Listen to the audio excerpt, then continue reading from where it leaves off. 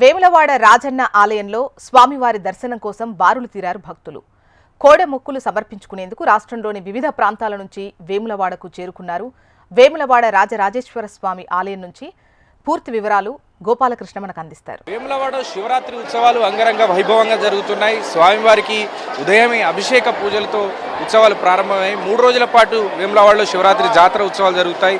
ఈ వేములవాడలో జరిగేటువంటి శివరాత్రి ఉత్సవాల్లో ముఖ్యంగా ఇక్కడికి వచ్చేటువంటి భక్తులు కోడెమొక్కును సమర్పించేందుకు ఎక్కువగా తాపత్రయపడుతూ ఉంటారు. రాజన్నకు కోడెమొక్కు సమర్పించాలని, రాజన్నను కొంగు బంగారంగా భావించేటువంటి భక్తులు ఎంతోమంది ఇక్కడికి వచ్చి కోడెమొక్కు కోసం తాపత్రయపడి స్వామివారికి కోడెమొక్కును సమర్పిస్తుంటారు. మనం చూడొచ్చు, కోడెమొక్కు కోసం పెద్ద ఎత్తున ఇక్కడున్న కోడలను అందుబాటులో ఉంచారు. అలాగే చాలామంది భక్తులు తమ సొంతంగా కోడెను తీసుకొచ్చి ఇక్కడ దేవాలయానికి ఇస్తూ ఉంటారు. కోరికలతో కోడెమొక్కును తీర్చుకునేందుకు పెద్ద ఎత్తున వేములవాడకు వచ్చిన వాళ్ళు.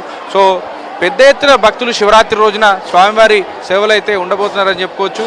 సో భక్తులు ఎక్కడి నుంచి వచ్చారు వచ్చారు బాయ్ సాబ్? మీరు నిర్మల్ నుంచి ఎవ్రీ టైం వస్తారా శివరాత్రి? Every time. ఎట్లా ఉన్నాయి అనిపిస్తున్నాయి? అన్నీ ఓకేనా? ఎట్లా ఉన్నాయి దర్శనం? ఎంతసేపు పట్టి? బాగుంది. చిన్న పిల్లల్ని కూడా తీసుకొని వచ్చారు. అమ్మ ఎక్కడి నుంచి వచ్చారు మీరు? ఊరుగొండ. దర్శనం అయిందమ్మా? ఎట్లా అనిపించింది దర్శనం? ఇంకా కాలేదండి. ఇప్పుడు వస్తుంటారా ప్రతి శివరాత్రికి? ప్రతి శివరాత్రికి వస్తుంటారు. మనం చూడొచ్చు, చిన్న చిన్న పిల్లల్ని తీసుకొని ఆ మొక్కు తీర్చుకునేందుకు, వేములవాడ రాజన్న మొక్కు తీర్చుకునేందుకు భక్తులు ఇక్కడికి వచ్చారు. ఒకసారి మిగతా భక్తున్నారు. ఎక్కడి నుంచి వచ్చారు సార్? నిజామాబాద్ నుంచి. సో ఎట్లా అనిపించింది దర్శనం కానీ శివరాత్రి రోజు స్వామివారిని దర్శించుకోవడం కానీ? చాలా బాగున్నాయండి. అరేంజ్మెంట్స్ కూడా బాగానే చేశారు.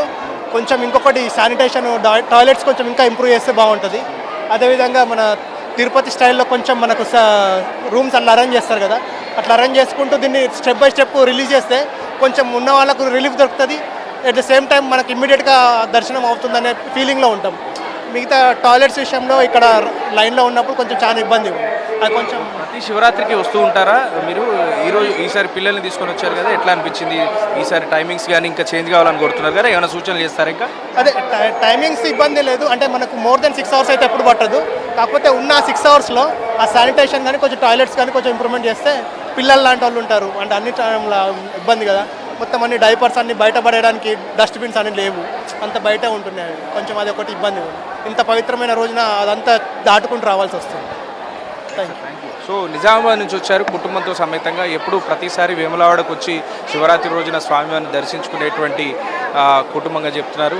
ఇలా చాలామంది, లక్షల మంది రాజన్నను దర్శించుకునేందుకు ఈరోజు తాపత్రయపడుతుంటారు. దీనికోసం పెద్ద ఎత్తున ఇక్కడికి వస్తారు కాబట్టి సుమారుగా 4 లక్షల మంది భక్తులు ఈరోజు వేములవాడకు వస్తారనేటువంటి ఒక అంచనాకి ఈ వేములవాడ అధికారులు వేశారు. సో ఆ అంచనాకు తగ్గట్టుగా ఏర్పాట్లు చేశామని చెప్తున్నారు. మొత్తంగా వేములవాడలో శివరాత్రి ఉత్సవాలు కనుల పండుగగా జరుగుతున్నాయి. స్వామివారికి ఈరోజు మహాన్యాసపూర్వక ఏకాదశ రుద్రాభిషేకంతో పాటుగా మహాలింగార్చన, అలాగే ఇతర అభిషేక కార్యక్రమాలన్నీ కూడా కొనసాగుతూ ఉంటాయి.